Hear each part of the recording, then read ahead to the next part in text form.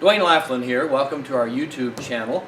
A couple of weeks ago I posted a YouTube video featuring our color changing plumes, and I presented it purely for the fun of the presentation. No gospel lesson, just showing you how you can use this to entertain people and work to win the right to be heard. Well, I got to thinking that I have a wonderful gospel application for this, and I certainly should explain that gospel application as well. So we revisit the trick, but this time with a gospel application I call the routine Changed Lives. And it begins with the statement that one of the things that we learn in the Bible is God is a life-changing God. There's a verse in 2 Corinthians chapter 5, verse 17 that says, if a man be in Christ, he's a new creation. And isn't it wonderful to know that because of God's love and power, it's like we can start over in life. If we've gone wrong, if we've made a mess of things, it's like we get this second chance, and we do get this wonderful second chance in life by way of the power of God. And this is illustrated in many Bible stories. For example, there is a wonderful story in the Bible I learned of a man named Zacchaeus. Zacchaeus was not a tall man. In fact, he was a very short individual, which is one of the things that makes his story interesting, because Jesus was coming through his community, and Zacchaeus wanted to see Jesus, but he obviously couldn't see over the crowd. He was so short, so he crawled up in a tree to see Jesus, and when he did that, Jesus saw him. And Jesus spoke to Zacchaeus, and it turned out Zacchaeus was a man who had been successful in the community, not a tall man stature-wise, but a tall man by way of economics, by way of influence in the country, or the town, the community, because he was a tax collector. And he'd not always been honest in how he had collected taxes. He'd not always treated people fairly. Well, to make a long story short, Zacchaeus on that day came to know Jesus Christ, came to become a follower of Jesus Christ. And when that happened, Zacchaeus' life was changed. He became a new person from the inside out. Old things were passed away. It was a wonderful, wonderful transformation. And Zacchaeus is not the only person that experienced this. There was a lady by the name of Mary Magdalene who came from a very difficult past. Her life was changed. The Apostle Paul's a great story. The Apostle Paul was a man who didn't meet Jesus face to face, but when Paul was traveling on a road on the way to Damascus, he had an experience where in a vision he saw the Lord. And he realized the mistaken path that he'd been on.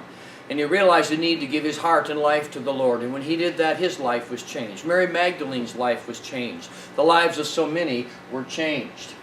But not everyone who met Jesus Christ did experience change.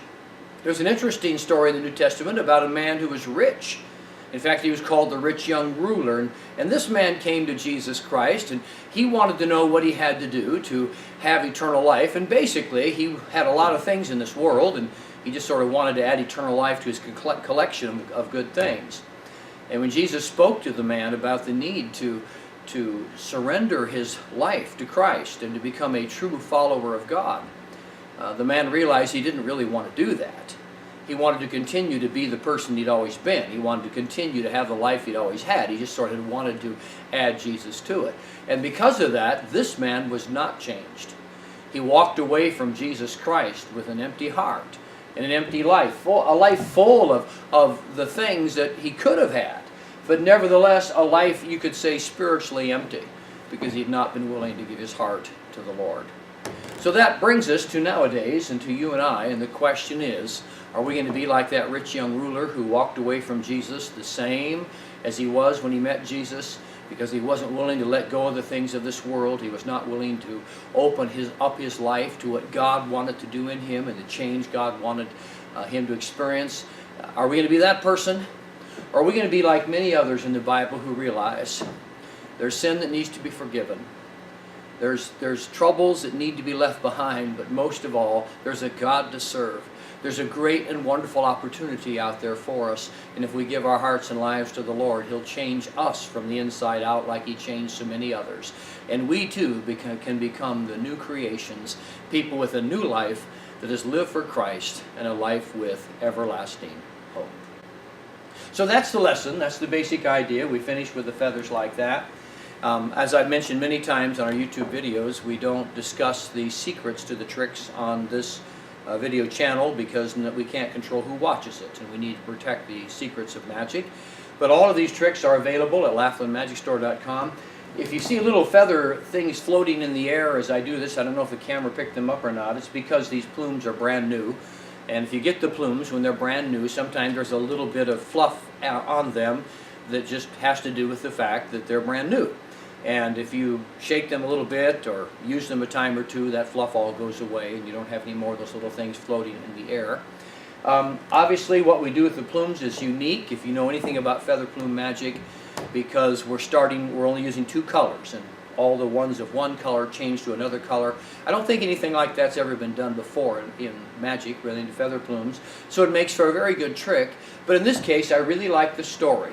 Basically a story of 2 lives that were changed, one person's life who wasn't changed, and then the final challenge is, will you let God change your life?